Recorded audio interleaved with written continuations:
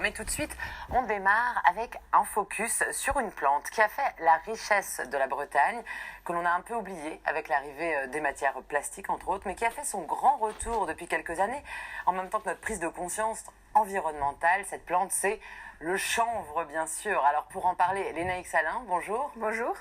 Vous travaillez pour l'association Lin et Chanvre en Bretagne. Vous êtes calé sur l'histoire de cette plante dans notre région. Et face à vous, Pierre-Yves Normand. Bonjour, Pierre-Yves. Bonjour. Alors, vous êtes à la tête de Bretagne Chanvre Développement et vous ne manquez pas d'idées pour remettre le chanvre au goût du jour, comme on le voit avec des objets que vous nous avez apportés. On va en parler dans un instant. Mais on va démarrer avec un petit mot d'histoire, Lénaïque, pour savoir un petit peu. Je disais que le chanvre avait fait la richesse de la Bretagne.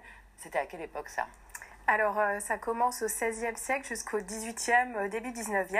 Ouais. Et donc, c'est toute une période pendant laquelle des manufactures se sont développées, des manufactures de toile de chanvre ou de lin d'ailleurs, qui sont voisines, qui se sont développées en parallèle dans différents territoires de la région. Alors justement, dans quel coin de la Bretagne ? On est plutôt côté nord, non, pour le chanvre ? Le chanvre, au final, c'est plutôt dans l'intérieur des terres. D'accord. Donc, soit c'est en Ille-et-Vilaine, entre Vitré et Noyal-sur-le-Vilaine, donc autour de Rennes, ou alors à Locronan. La cité de Locronan doit en fait sa richesse au chanvre. Si on était riche du chanvre, c'est parce qu'on exportait. Oui, Et voilà. on exportait où ? Oui, tout à fait. On l'utilisait au quotidien, cette plante, mais ce sont des manufactures qui ont créé des toiles de chanvre pour les exporter vers l'Espagne, l'Angleterre et puis jusqu'au Nouveau Monde. Parce qu'en fait, c'était des... En Amérique. Voilà, tout à fait, en Amérique. Alors, le chanvre, ça servait à fabriquer quoi ? On le voit, du tissu, c'est tout de suite à ça qu'on pense, mais à Voilà. cette époque, on fabriquait quoi d'autre avec le chanvre ? Alors, on fabrique des cordages. Donc, c'est une plante qui va servir surtout à la marine royale pour la navigation, des cordages et puis des toiles à voile. D'accord. C'est vraiment les deux débouchés principaux. C'est pas pour rien que c'était aussi en Bretagne Voilà, qu'on tout à avait fait. besoin de ça. Un petit mot sur ses propriétés psychotropes, parce qu'on sait que le chanvre et le cannabis, c'est un petit peu la même plante. Est-ce que... En fait, c'est tout à fait la même plante. Ouais, donc elle a ces vertus-là, elle Voilà. les avait à l'époque. Et simplement, maintenant, le chanvre qu'on cultive n'a presque plus de THC.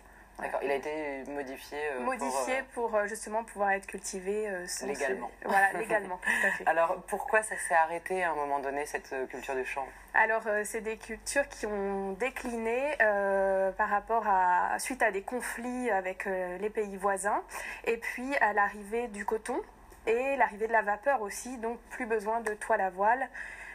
Donc voilà, forcément, il y a des concurrences diverses qui font que c'est une petit peu éteint. Voilà. Pierre-Yves Normand, vous, quand est-ce que vous avez découvert le chanvre ? Moi, j'ai découvert le chanvre au début des années 2000, quand je voulais isoler ma maison de façon naturelle. Alors, vous avez réfléchi à différents matériaux. Et je suis tombé sur le chanvre en faisant des recherches. Ça fait tilt dans ma tête à mes grands-parents qui avaient cultivé du chanvre d'après la mémoire familiale. Et les tarifs étaient très élevés, donc j'ai cherché à comprendre pourquoi. Et on a planté nos champs de chanvre pour le récolter, pour isoler deux de nos maisons. Les tarifs étaient élevés parce que justement il n'y avait pas beaucoup de culture de chanvre. C'est ça, parce que c'était une nouvelle pratique industrielle qui se mettait en place, donc beaucoup de recherche et développement, et du coup c'était pas encore tout à fait en place. Donc ça coûtait cher. Oui, c'est ça, parce que juste un mot, j'ai oublié de vous demander, Lénaïque, quand l'export s'est arrêté du chanvre, tout s'est arrêté ou il y a eu quand même quelques... Il y a des régions, comme pour le lin, dans lesquelles ça a continué jusqu'au 19e, voilà. Ouais. Et puis finalement, ça s'est vraiment complètement arrêté. Après, il y a eu des nouveaux essors, par exemple pendant la Deuxième Guerre mondiale. Quand il y a eu des besoins particuliers. Voilà, il y a eu besoin à nouveau parce que dans le Pacifique, le sisal n'était plus utilisé, qui est une autre fibre végétale. Donc il y avait des champs, donc vous avez pu isoler votre maison au chanvre, mais vous ne vous êtes pas arrêté là. Vous avez eu tout d'un coup plein d'idées pour développer des objets. Alors on en voit autour de vous. Comment c'est venu en fait ? Comment il y a eu un déclic tout d'un coup chez vous d'utiliser le chanvre pour développer plein de choses ? On a créé l'association pour continuer à produire du chanvre parce que des personnes nous demandaient à avoir le même chanvre qu'on avait produit. Oui. On s'est renseigné sur le sujet, ce qui se faisait autour du monde, et petit à petit la recherche et le développement a amené non plus à juste des copeaux pour pour le bâtiment, mais de la fibre pour faire de l'impression 3D, des copeaux également pour faire de la cellulose de chanvre, pour faire des matières plastiques injectées, et également les huiles de graines de chanvre. On a oublié la graine pendant des années, et la graine permet de faire une huile de très bonne qualité qui est très recherchée aujourd'hui en bio notamment, et surtout de la farine et des protéines de graines de chanvre. Et cette huile de chanvre permet de faire marcher les moteurs diesel et permet de sortir une chaîne carbonée pour faire des bioplastiques de chanvre. Donc 15 ans après, la recherche et le développement a remis justement cette plante merveilleuse sur le devant de la scène. Alors on le voit même dans l'alimentaire, parce qu'on voit que vous avez un petit paquet de tuiles. C'est ça. Alors là-dedans il y a du chanvre. Au chanvre également. Pour rester dans l'alimentaire, vous développez aussi une bière au chanvre. Oui, c'est ça, une bière au chanvre qu'on a appelée cette année la NS Sun, qu'on a brassé du chanvre, qu'on a remis en culture sur l'île de Sarre. On en est très fiers. Voilà, merci à l'équipe de la mairie d'ailleurs de nous avoir fait confiance. Un beau projet. Un mot sur le surf qui est derrière vous. Il a quelques années celui-là. Il a 8 ans et on utilisait uniquement du tissu en fibre de verre qui venait des États-Unis, pardon. Ouais. Et les composés du chanvre et du lin par rapport à de la silice nous a fait faire un essai. Et cet essai a été vraiment intéressant puisque Juanito nous a fait une planche de surf en tissu de chanvre. Donc Juanito, un shaper qui est basé vers la Torche. Voilà, du pays Bigoudin. Et avec Roland Jourdain et Kéros, on s'est intéressé au sujet. Et donc, 8 ans après, la planche fonctionne très bien et il n'y a aucun souci avec ces produits-là pour remplacer...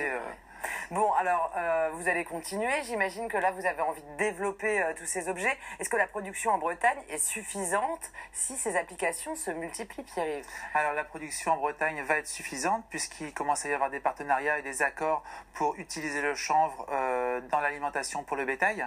Donc, à grande échelle, on a besoin de pouvoir garantir aux agriculteurs un débouché pour leur paille et pour leurs graines.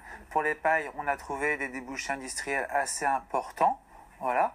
On ne peut pas trop en dire plus pour l'instant. Et pour la graine, les tourteaux et les huiles également, il y a des accords qui se trament en ce moment avec la Chambre d'agriculture et la Chambre de commerce sur le sujet. Ouais. Des créations d'emplois grâce au chanvre en Bretagne? Oui, je pense que oui. Comme on disait tout à l'heure, 100 000 hectares de chanvre en Bretagne en 1850, 10 000 personnes, voire 100 000 personnes en vivaient directement.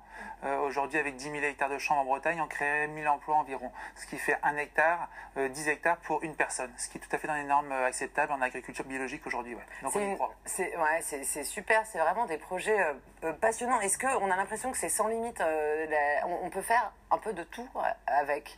Aujourd'hui, les pare-chocs des Mercedes sont faits en chanvre. Voilà, on fait des puces en silicium avec de la silice de chanvre également. Cette plante-là a été la plus cultivée au monde et c'est bien pour une raison qu'on redécouvre aujourd'hui. Et on parle éventuellement de l'alimentaire, oui, mais aussi de la pharmacie où les extraits de CBD, donc des cannabinoïdes non psychoactifs, se retrouvent à activer des zones du cerveau dans 90 maladies, Alzheimer notamment, les scléroses en plaques. Et aujourd'hui, ces médicaments sont mis sur le marché. On ne le savait pas parce qu'il n'y a pas eu de recherche sur le sujet. Aujourd'hui, on le sait. Et ça fonctionne. Donc la Bretagne a vraiment un sacré coup à jouer pour l'avenir. Et vous êtes là en tous les cas, et vous suivez ça de près. Avant de se quitter, Lénaïque, votre association Lin et Chanvre en Bretagne organise un grand inventaire participatif. Est-ce que vous nous en dites un petit mot rapidement?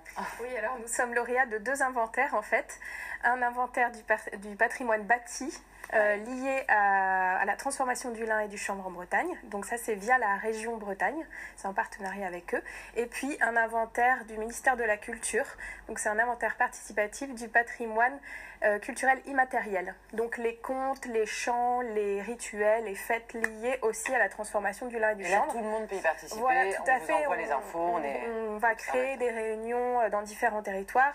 Ce qu'on cherche, c'est des personnes ressources en fait, qui soient capables soit de nous indiquer du patrimoine bâti sur le territoire, soit de nous transmettre du patrimoine oral autour de ça. Eh ben, on contacte dans ces cas-là votre association. Vous retrouvez de toute façon toutes les infos sur Bretagne Développement Chambre. Ah, excusez-moi. Allez, dites-moi vos noms d'association parce que je vais m'embrouiller. ABCD, Association Bretagne Chanvre Développement avec une page Facebook. Voilà. Et donc Lin et Chanvre en Bretagne. En Bretagne, voilà. Tout ça, vous le trouvez via notre site tbo.mzh. Nous, c'est simple à retenir. Tout de suite, on passe à l'instant plus.